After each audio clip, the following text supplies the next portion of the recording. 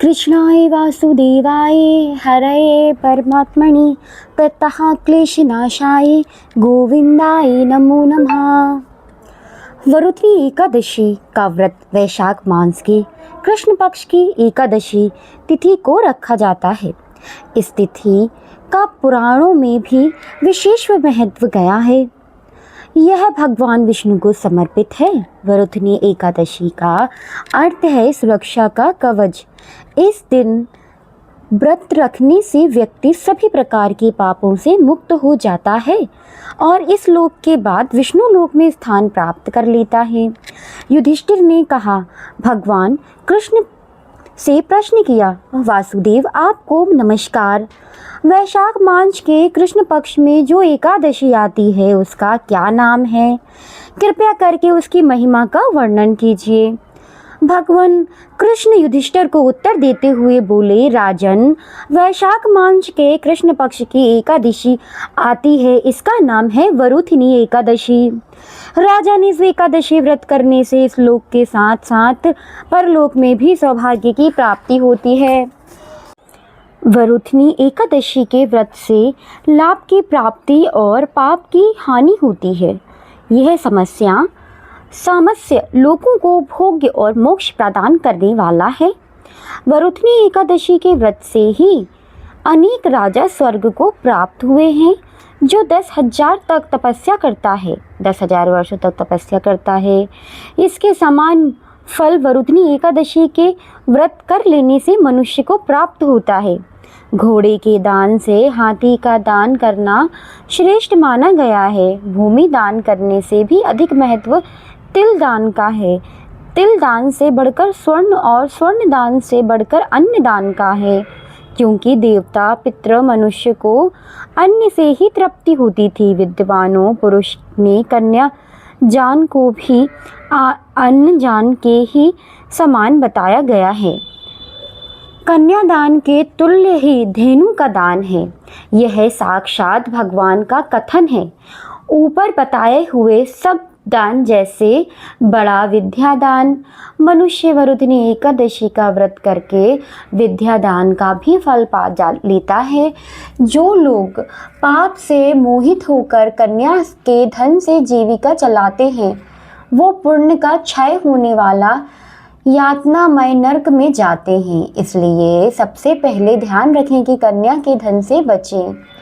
उसके धन को अपने काम में नहीं लेना चाहिए। जो अपनी शक्ति के अनुसार आभूषण से विभूषित करके पवित्र भाव से कन्या का दान करता है, उसके पुण्यों की संख्या बताने में चित्रगुप्त भी असमर्थ है। वरुथनी एकादशी करके भी मनुष्य उसी के समान फल को प्राप्त कर लेता है। जो लोग व्रत करते हैं उन्हें कुछ नियमों का ख्याल रखना चाहिए, जैसे दशमी तिथि को उड़द, मसूर, चना, कोंदो, शाक, मधु, दूसरे का इन 2 बार भोजन, कंस, इन वस्तुओं का त्याग करके और ब्रह्मचर्य का पालन करना भी करें। एकादशी तिथि को नींद लेना, पाना खाना, दातून करना, दूसरे की निंदा करना, चुगली करना, चोरी, हिंसा, क्रोध और असत्य भाषण, इन बातों से परहेज करना चाहिए। और द्वादशी तिथि को कांस, गामन, 2 बार भोजन, बैल की पीठ पर सवारी और मशहूर, इन 12 वस्तुओं का त्याग करें। कृष्ण जी ने आगे कहा कि राजन, इस विधि से वरुथनी एकादशी व्रत की जाती है। इस दिन रात के समय भगवान का पूजन करके सब पापों से मुक्ति, परम गति को प्राप्त होते हैं। यमराज से डरने वाले मनुष्य को तो जरूर वरुथनी एकादशी व्रत करना चाहिए। यमराज से डरने वाले मनुष्यों को अवश्य ही वरुथनी एकादशी व्रत करना चाहिए। राजन, इसके पढ़ने और सुनने से सहस्त्र गोदान का फल प्राप्त होता है। मनुष्य सब पापों से मुक्त होकर विष्णु लोक की शरण में जाते हैं। तो प्रिय मित्रों, यहाँ तक हमने जाना कि व्रत हमें किस विधि विधान से रखना चाहिए, क्या क्या नियम है जो हमें करने चाहिए। अब हम प्रारंभ करते हैं एकादशी, वरुथनी एकादशी व्रत कथा। वरुथनी एकादशी व्रत कथा। धर्मराज युधिष्ठिर बोले, हे भगवान, मैं आपको नमस्कार करता हूँ। आपने चैत्र मास के शुक्ल पक्ष की एकादशी अर्थात कामदा एकादशी के बारे में विस्तार पूर्वक बताया।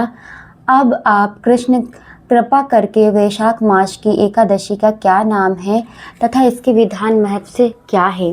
भगवान श्री कृष्ण ने कहा, हे युधिष्ठिर, वैशाख मास के कृष्ण पक्ष की एकादशी को वरुधनी एकादशी के नाम से जाना जाता है। यह सौभाग्य देने वाली है, सब पापों को नष्ट करने वाली है, अतः अंत में मोक्ष देने वाली है।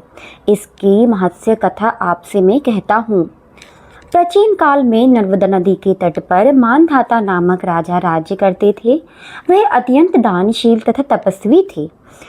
एक दिन वह जंगल में तपस्या कर रहे थे, तभी ना जाने कहाँ से एक जंगली भालू आया और राजा का पैर दबाने चबाने लगा। राजा पूर्ववंत अपनी तपस्या में लीन थे। कुछ देर बाद पैर चबाते भालू राजा को घसीटकर पास के जंगल में ले गए। राजा बहुत घबराया, मगर तपस्या धर्म अनुकूल उसने क्रोध और हिंसा न करके भगवान विष्णु से प्रार्थना की। करुण भाव से भगवान विष्णु को पुकारा। उसकी पुकार सुनकर भगवान श्री हरि विष्णु प्रकट हुए और उन्होंने चक्र से भालू को मार डाला। राजा का पैर भालू पहले ही खा चुका था। इससे राजा बहुत शोककुल हुए। उन्हें दुखी देखकर भगवान विष्णु बोले, हे बच्चे, शोक मत करो, तुम मथुरा जाओ और वरुधनी एकादशी का व्रत कर कर मेरी बारह अवतार मूर्ति की पूजा करो। इसके प्रभाव से पुनः सुदृष्ट अंग वाले हो जाओगे। इस भालू ने तुम्हें जो काटा है, यह तुम्हें पूर्व जन्म का अपराध था। भगवान की आज्ञा मानकर राजा मानधाता मथुरा जाकर श्रद्धापूर्वक वरुधनी एकादशी का व्रत किया। इसके प्रभाव से राजा शीघ्र ही पुनः सुंदर और संपूर्ण अंग वाला हो गया। इसी एकादशी के प्रभाव से राजा मानधाता स्वर्ग गए। जो व्यक्ति भय से पीड़ित है, उसे वरुधनी एकादशी व्रत रखकर भगवान विष्णु का स्मरण करना चाहिए। इस व्रत को करने से समस्त पापों का नाश होकर मोक्ष की प्राप्ति होती है। तो यह थी मित्रों आज की व्रत कथा, वरुधनी एकादशी व्रत कथा।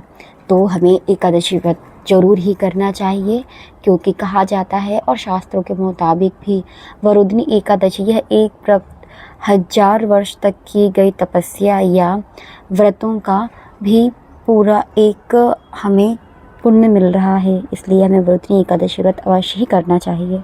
अगर आपको मेरी वीडियो पसंद आई हो तो वीडियो को लाइक करें, शेयर करें, कमेंट में जय श्री हरि श्री लक्ष्मी नारायण जरूर लिखें।